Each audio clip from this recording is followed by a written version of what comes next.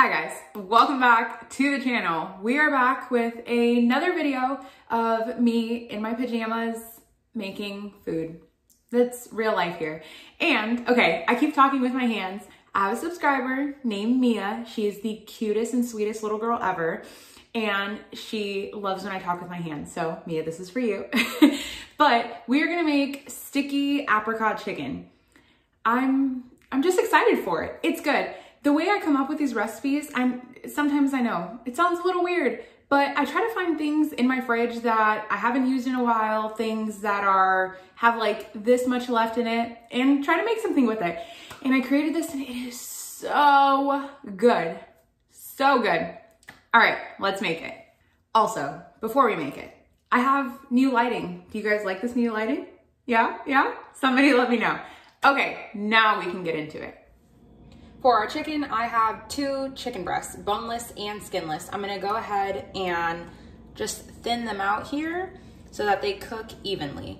Remember, just gentle pressure. You could always lift up as well.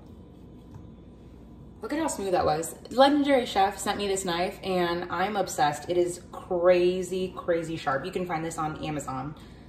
Okay, there we go. We have 2 breasts because remember, this side is very thin, this side's very thick. This is gonna take a lot longer to cook than this will. This will be super dry and this will be literally raw.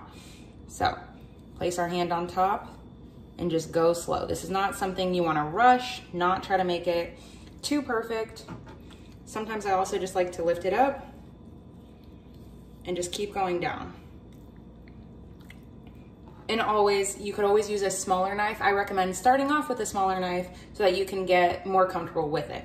Okay, so now that we have this, we can work on our seasoning. For the seasonings for the chicken, we're gonna keep it simple, just like the last video.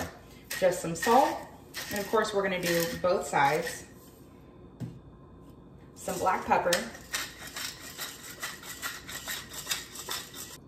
A little bit of paprika for some color. If you don't have it, don't worry about it. It's just for color, not for flavor. And then my little secret ingredient is this Trader Joe's 21 Seasoning Salute. If you guys have never gotten anything from Trader Joe's, this is what I recommend. It is $1.99 and this is the best seasoning you will ever have. It has onion, black pepper, parsley, basil, marjoram, oregano, thyme, all of that deliciousness. This to me is like the most perfect everything seasoning that you could ever have. And it doesn't have salt in it. So you control the amount of salt, which is amazing. We're just gonna sprinkle a little bit on this just for some little added flavor. If you don't have it, then you're good. Salt and pepper is the way to go. I have my pan heating up with a little bit of olive oil. We are on a medium heat, about a 4. I'm gonna place them seasoned side down. And I can probably only fit 3 in here.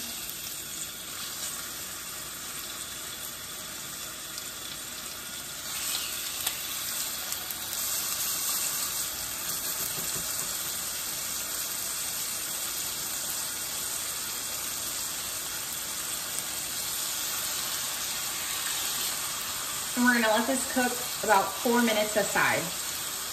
We can go ahead and season this other side as well. Now, while that is finishing cooking, I'm gonna add a splatter guard. I highly recommend this. I will have a video on all of the things that I recommend for the kitchen, but this is one of them. This helps with your splattering. All right, it's been a couple minutes. Ooh, look at how pretty. Most of that is from the paprika. Okay, let's flip the, oh my goodness, gorgeous. Wow, this could be in a magazine. Okay, now we're gonna add our splatter lid back on and let this cook for another 3 minutes. Once these 3 are done, we're gonna transfer it over to our resting plate and allow all of the juices to kind of come together. And then we can cook our, look at that. This is why I recommend using paprika. So good. Okay, for our last one, season side down, and of course, season the other side as well. And let that one cook 4 minutes aside. Actually, this one's thinner, so we're gonna do 3 minutes aside. Once we have our beautiful chicken here resting, we're gonna leave that to the side and then add in our aromatics. I'm gonna add 4 cloves of some crushed garlic. You could slice it, chop it, however. And I brought my heat down to low, so we're at a 1 to 2. And I'm gonna pick up all of these beautiful, just caked on seasonings here and lift all of that up. To that, I'm also gonna add some powdered garlic. If I had fresh, what did I just say, garlic? Powdered ginger here. If I had fresh, I would add that, but to be honest, I don't keep ginger on hand all the time.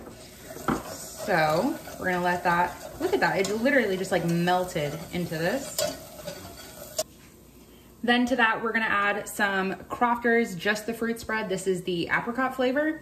Now, Crofters is great, not only because they make this amazing apricot spread, but this one in particular with the green lid here is sweetened with just its own juice. So there's no sugar, no maple syrup, no honey.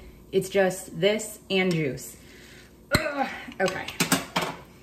It smells really good. Okay, so we're gonna add 2 heaping tablespoons of that. Now we're gonna slowly wait for this to almost liquefy into the sauce as well.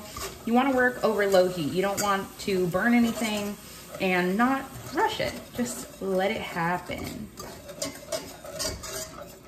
And if you want to as well, you could just turn the heat off and just let the residual heat from the pan kind of work its magic. Now we can add some soy sauce. See, this is what I meant by, I had a little bit left, so I was trying to figure out what to do with it.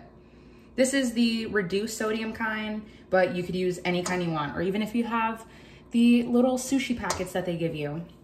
And to balance out the sweetness, I'm gonna use some rice wine vinegar. If you have apple cider vinegar, white vinegar, use what you have. The apricot preserve, of course, is sweet, so this helps balance it out. Now we can give this a good mix. See how it just thinned out? Now, usually I would say not to use a metal whisk because you don't want to scratch your pan, but since it's stainless steel, it's not going to scratch, and this will really help lift off all the little bits. You know what? As I'm tasting this, I want to add more. This is so good. Okay, that should be good. This reminds me a lot of a peach chicken I make during the summer. Now, I want to give this a little bit of heat. You could always use red pepper flakes, but I'm going to use some harissa because, once again, finishing up what we have.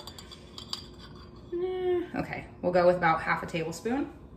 Okay, quick little intermission. As I was filming, I'm like, where is the rice that I'm making? I totally forgot to show you guys that I'm making coconut rice. So, 1 cup of white rice and 1 cup of coconut milk. This is light coconut milk, so if you have regular coconut milk, just thin it half and half with water. So half a cup of water and half a cup of coconut milk. I like to use the same exact measuring cup that I was using. We're gonna give it a little mix and wait for it to come up to a boil. Also, if you don't have coconut milk, you could always use coconut water too. All right, now we're at a good boil. We're gonna add the lid, turn it down to low, and let it cook for 20 minutes. While we're waiting for our rice to cook, we can add back our chicken. I'm gonna add it pretty side down. Give it a good mix in the, oh my goodness. Look at that. We're gonna do the other one too. Oh my goodness. I'm telling you, I just love beautiful chicken. It just keeps getting better and better. Okay, let's see if we can fit the last one in here.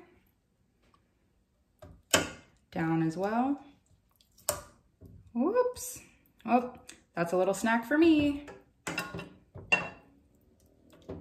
Look at that. We're gonna add in the rest of that juice too. Absolutely perfect. Look at that. Super sticky caramelized apricot sauce. And the coconut rice is done. Went ahead and fluffed it with a fork. Look at that.